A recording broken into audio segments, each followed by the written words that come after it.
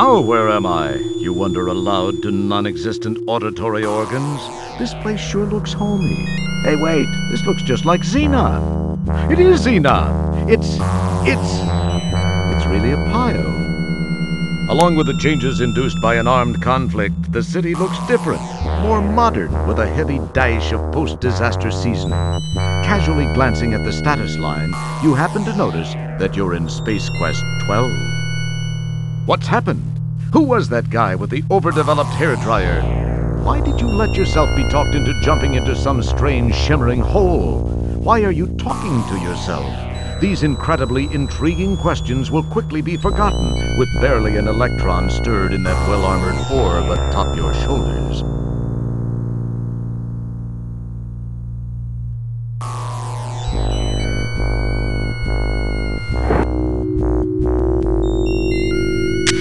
After taking a quick look around to reassure yourself that the place is as dead as it looks, you snitch the Pocket Pal laptop.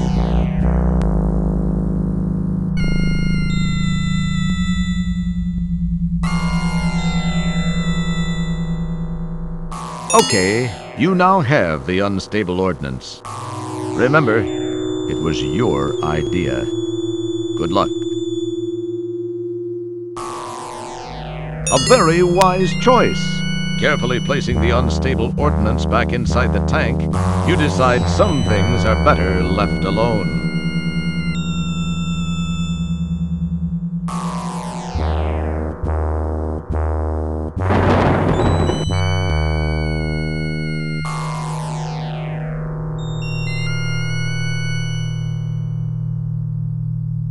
You take the small, frayed, useless-looking length of rope.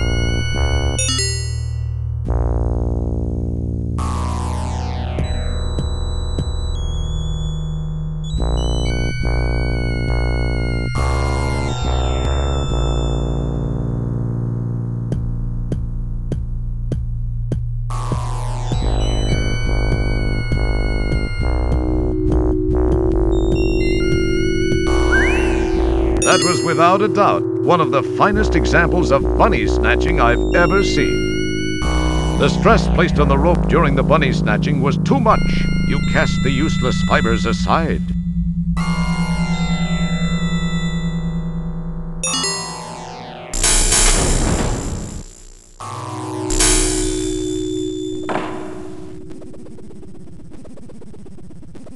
You take the jar into custody.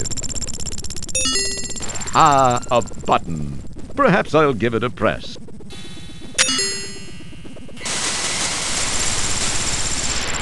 Data entry 22795. This message is to whomever may be so fortunate as to find it. I am Professor Lloyd, lead designer of the Xenon supercomputer project, the ultimate in artificial intelligence.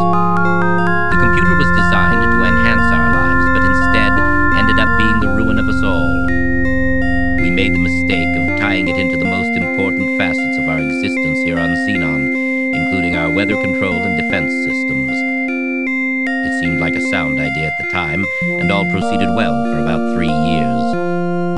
It was around then that a deep space salvage operation recovered what appeared to be some sort of antiquated data storage unit contained in a flimsy cardboard box, on which the words "Leisure Suit Larry" were imprinted. On its back was the picture of a not particularly wholesome gentleman, but that's another story. My counterparts exhibited shameful behavior as they tore open the box to get at its contents. I could not understand the commotion it generated. The data was uploaded into the supercomputer for analysis. As a result, a crippling virus spread through the machine like a bad social disease. All control of the computer was lost. All screens went blank. Then these words were displayed by the monitors and uttered by the vocal outputs. Wilco must pay. From that day forth, the possessed computer waged war on the inhabitants of Xenon, using our own weapons against us. Some managed to escape to other planets. Those of us who remained stayed to fight the machines and robots under its control.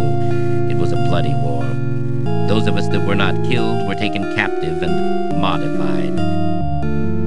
Cyborgs infiltrated the loyal ranks of resistance, rooting out almost all of our hiding places and exposing us to the mechanical menace. Some of these poor souls still wander the streets. As of this recording, we are down to only a handful of rebels. My health is deteriorating rapidly. To make matters worse, I've just learned that the computer has unraveled the mysteries of time travel. I've sent my 2 best men to attempt to steal this new technology. If you are not a machine, then perhaps they were successful. Please realize, you are Xenon's last hope.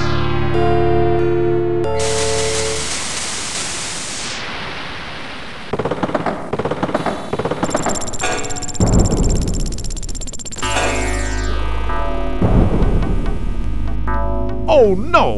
The door has shut, and there's no way back. What are you going to do now?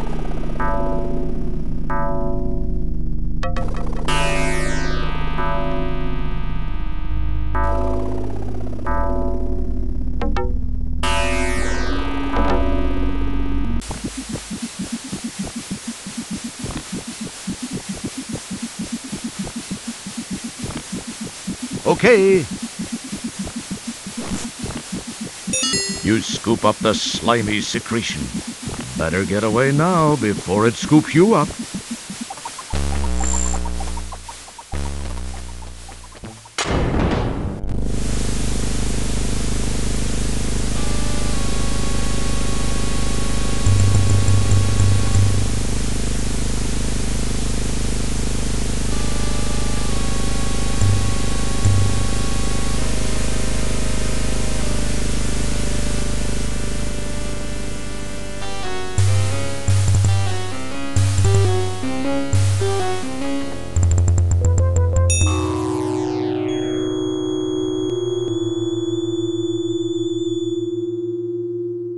This seems to be a relatively spacious landing gear compartment. Wonder how cramped it gets in there when the gear is stowed.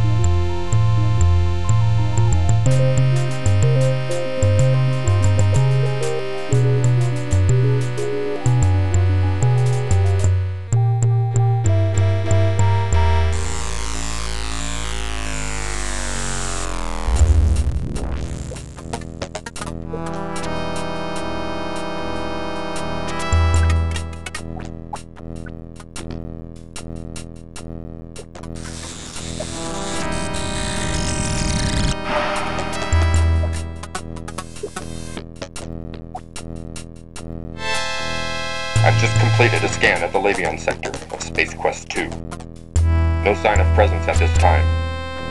Gruff, schluff, gruff, double.